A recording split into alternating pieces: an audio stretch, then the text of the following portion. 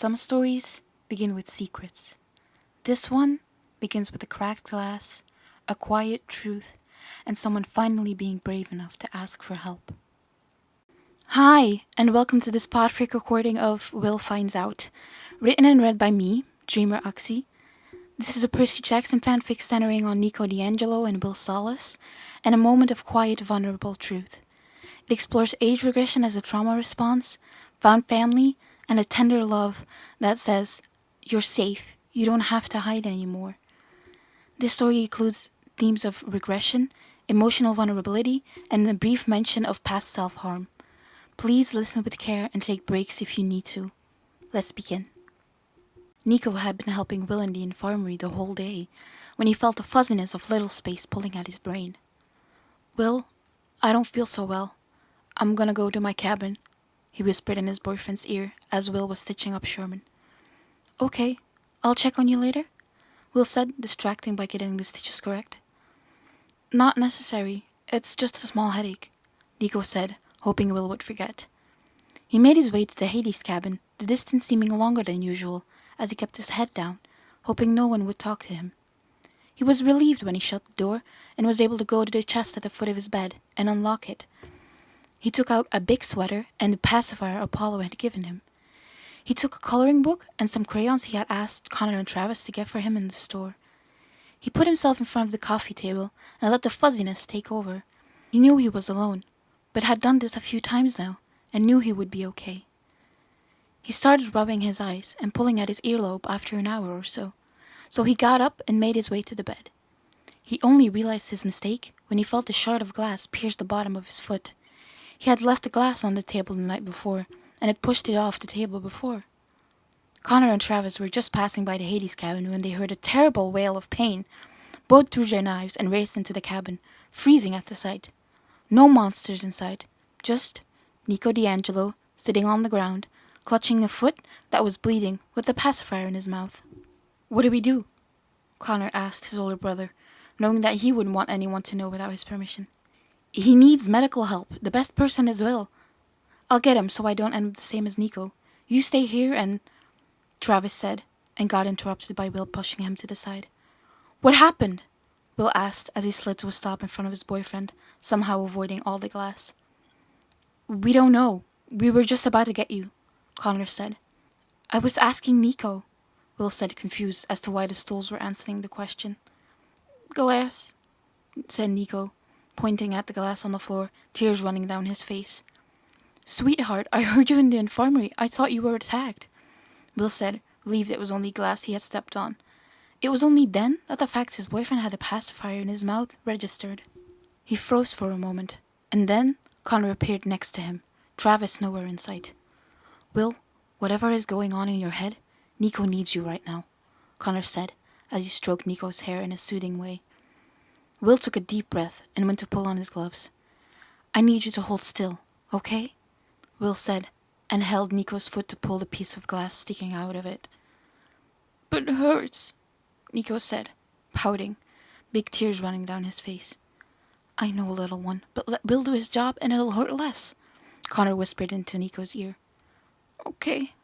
He sniffled and tried to keep his foot as still as possible. He yelped when the shard of glass was pulled out and sobbed as he felt the blood gush out of the wound. Connor continued petting his hair and comforting him. Will let his healing magic do its thing and close the gap. There we go. All done, Will said as he pulled off his gloves and directed a questioning look at Connor. He raised a hand, signaling for Will to give him a minute. Nico, is there anything you do to go big? Connor asked. Wake up big, Nico whispered, looking down, realizing who was in front of him. Maybe I can help, Travis said, as he entered the cabin with some cards in his hands, which Connor recognized as his cards to come out of a little space quickly. Nico, can you tell me what this is in Greek? Travis asked, holding up a card with a pig on it. And so he continued, words getting harder and harder until Nico was back to his physical age. He dragged his hand down his face, both from being pulled out of little space and realizing Will would want an explanation. Thanks, guys, Nico said to Connor and Travis. I'll explain later. Yeah, just find us when you're ready, Travis said, smiling as Connor finished up sweeping away the glass, and then they both made their way out the door. I guess you want an explanation? Nico said, directing his attention to Will, who was sitting on the couch patiently. It would be nice, yeah, Will said, smiling softly at his boyfriend as Nico sat next to him. Have you heard of Littles? Nico asked, deciding to see if he had to start from scratch or if Will already had a vague idea. I've read something about it, but I don't really know, Will said, having come across the term once or twice while researching trauma coping.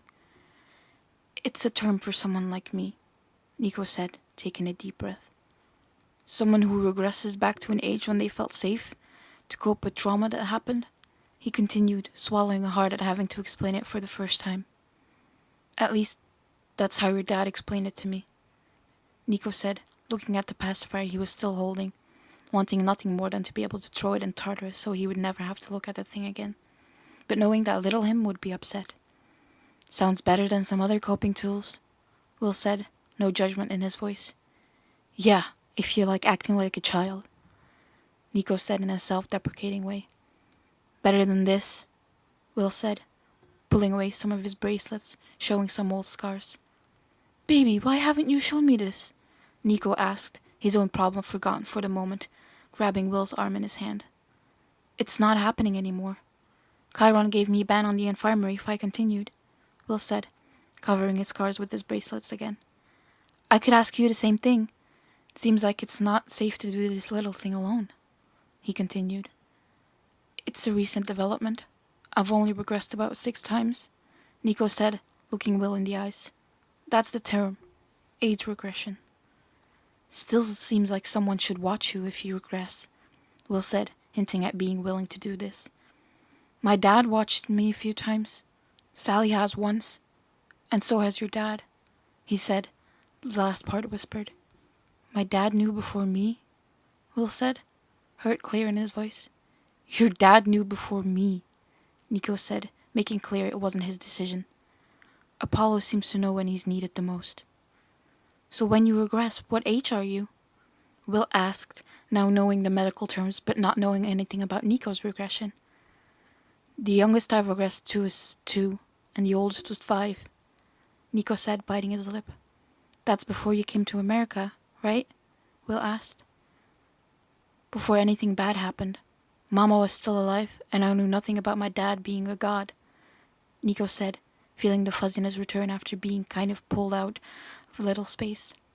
Not the time, he muttered, apparently loud enough that Will heard.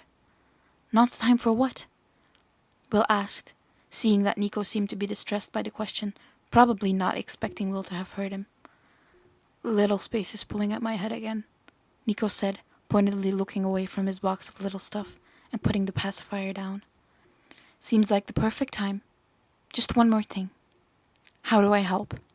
Will said, ready to help Nico in this new thing for him.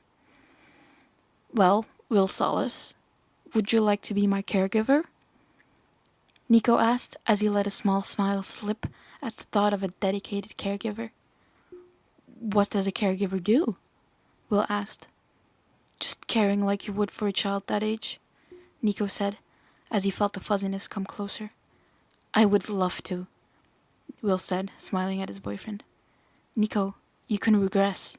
It's safe now, he continued, his smile widening as Nico fully let himself go as an innocent smile appeared on his face.